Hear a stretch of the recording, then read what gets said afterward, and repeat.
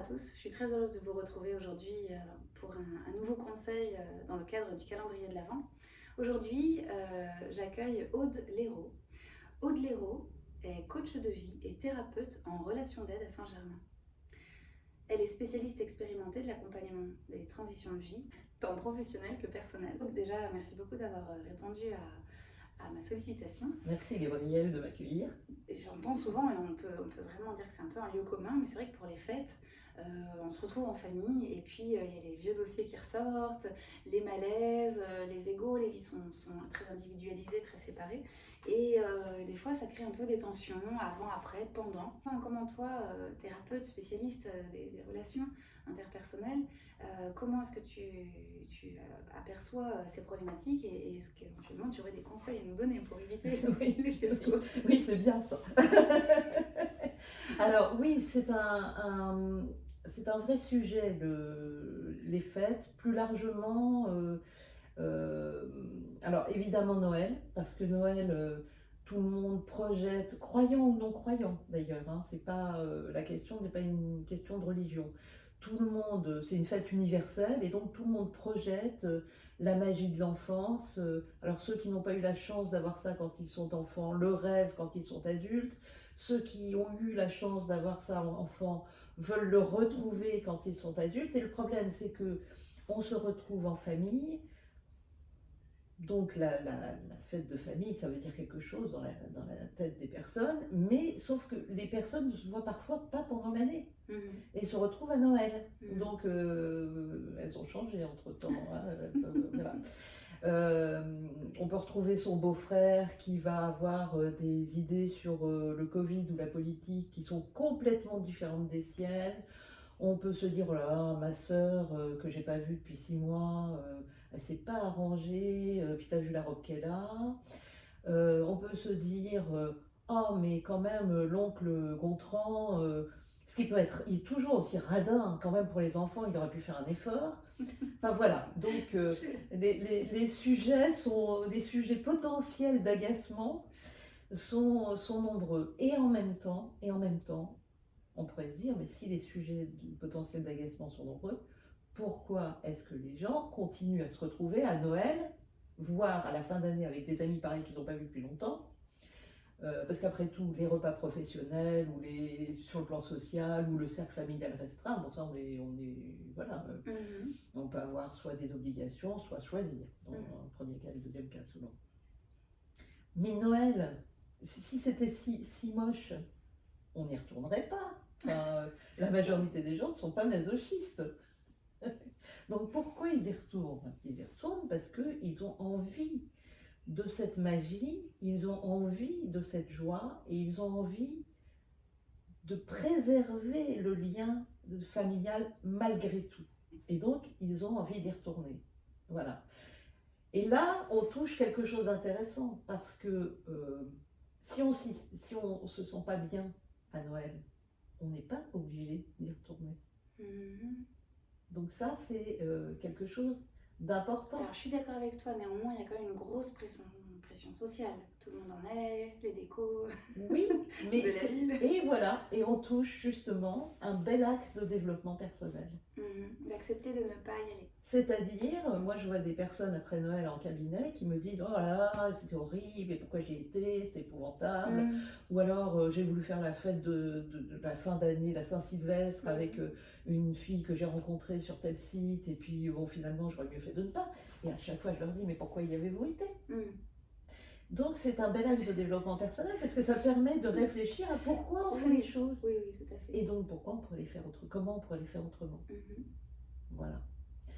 Alors, une fois qu'on a dit ça, c'est déjà un axe important parce que comment on peut faire autrement? Oui, déjà on se sent moins contraint de subir. Oui, parce qu'avant tout, il faut retrouver le sens premier des choses. Dans sa vie, c'est très important. Moi, c'est toujours ce que je dis à mes clients, c'est-à-dire qu'il faut retrouver le sens premier des choses. Pourquoi on fait les choses? Quel plaisir on a à faire les choses? Et qu'est-ce qu'elles nous apportent? Comment elles nous enrichissent? Et Noël, c'est une belle expérience. Parce que si on trouve ce sens, on peut vivre les choses de façon très heureuse en fait, ou plus heureuse. Voilà. Il ne faut pas que ce soit le lieu où on déballe tous les vieux dossiers, l'alcool aidant, quoi. On déballe tous les vieux dossiers, on arrive, on est stressé, il y a eu la semaine, les cadeaux, les obligations, la tenue, les enfants, comment on fait, et il faudra aller chercher la tante bidule et je sais pas quoi. Enfin bref, ça doit être. Enfin, soit on reçoit chez soi, et puis c'est très compliqué, mais au moins on n'a pas le trajet. Soit on va chez les autres, et puis de toutes les façons, si on veut se compliquer, c'est un peu comme dans la vie, hein. Si on veut se compliquer la vie, on peut. Très bien. On peut, on a le droit. Le faire parfaitement. Hein, c'est un choix. Aude, dis-moi si je comprends bien. Donc en fait, ce que tu nous proposes, déjà, c'est de ne pas subir et de mieux réfléchir finalement à ses motivations, à ce que ça va nous apporter pour mieux se concentrer sur l'essentiel. Par exemple, pour moi, c'est important la famille et c'est un moment de se rassembler. Oui. Ou voilà, c'est un moment aussi, alors on peut voir la consommation, etc., la surconsommation notamment, le capitalisme, des choses qui peuvent parfois nous exacerber.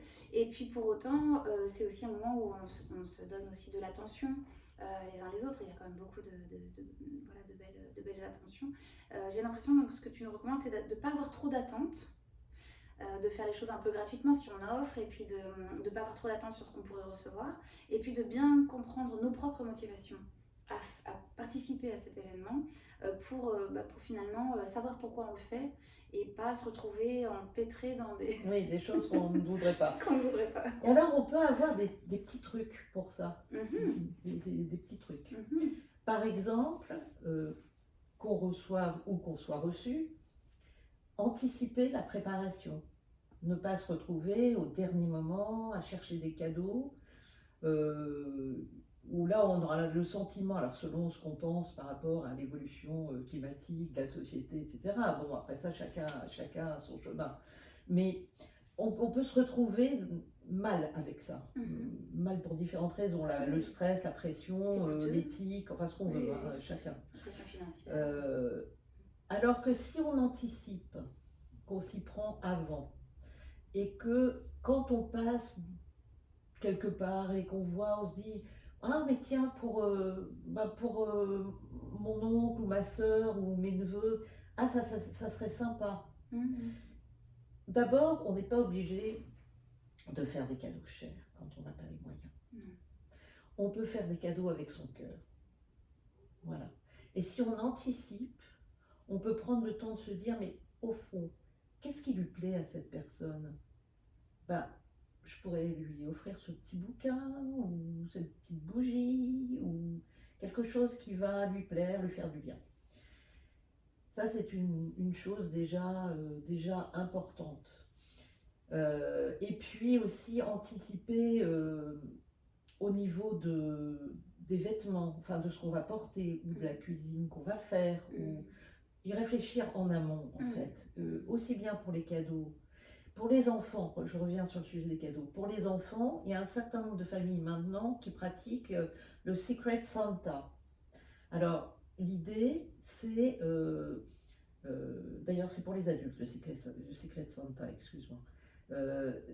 Donc les enfants, on leur fait à chacun un cadeau, bon les petits, on leur fait un cadeau, mais les adultes, on dit que il y a un tirage au sort. Et 2 par 2, en fait, on sait qu'un tel va offrir, je sais pas, le grand-oncle va offrir à la petite fille ou à la petite nièce, et la petite nièce va offrir au cousin. D'accord. Et en fait, ça peut être panaché dans tous les sens, la technique, chacun fait comme il veut. Mais l'idée, c'est qu'au lieu d'avoir 15 cadeaux à faire, on en a un. Et on en recevra un. On peut caper le prix selon les budgets de chaque famille. On peut dire ce sera tant d'euros maximum. Et après ça soulage énormément l'esprit parce que on se dit ah oui mais un tel il aime quoi, tiens je vais lui offrir ça. Ou alors il a fait une liste et on choisit dans sa liste. Mais on soulage énormément la pression avec cette histoire de Secret Santa. Bien. Voilà. Et si tout le monde est d'accord, mais généralement tout le monde est d'accord parce que ça les soulage. Bon. Donc il y a ça. Anticiper, ça c'est vraiment un maître mot. anticiper au niveau des cadeaux, au niveau de la cuisine, au niveau des tenues, comme ça. La veille, tout est prêt. Oui.